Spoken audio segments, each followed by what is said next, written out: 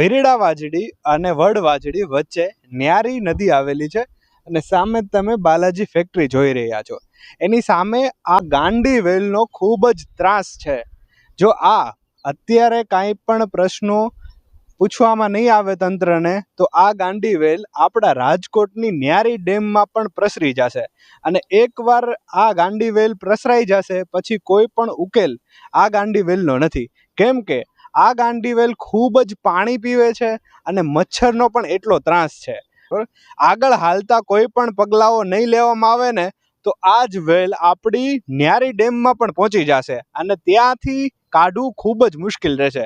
કેમ કે ન્યારી ડેમ છે એ એકમાત્ર આપણો પીવાનો પાણીનો જથ્થો રહેવાનો છે. અને સ્થાનિક લોકોને જે અહીંયાના ગામજનો છે, એના ખેતરો છે, ઢોરબાર છે અને મચ્છરો ને જાનવરોનો ખૂબ જ ત્રાસ છે. આમાં મચ્છર એટલા બધા થાય છે, રોગચાળો થાય છે કે અહીંયાના બાળકોને પણ ખૂબ બધી બીમારીઓ આવનારા સમયમાં થતી હોય છે.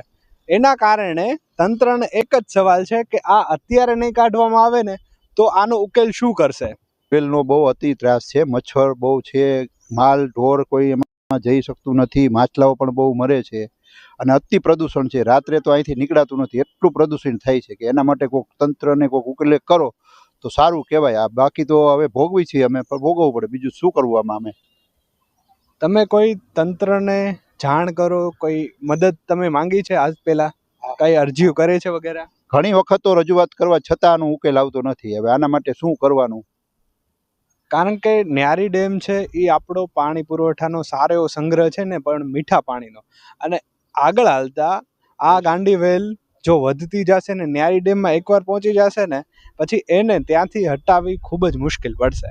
ભવિષ્યમાં નુકસાનકારક જ છે. ભવિષ્યમાં નુકસાનકારક છે. જો આ થોડી હતીમાં વધતી ઠેઠ ક્યાંય આગળ નીકળી ગઈ છે, એમ છતાંય જો ડેમમાં વહી જશે તો પછી પ્રદૂષણ બધાયને થશે અને કોઈ પાણી પીવાનું જે છે આપણે પાણી પી નહીં શકે કોઈ.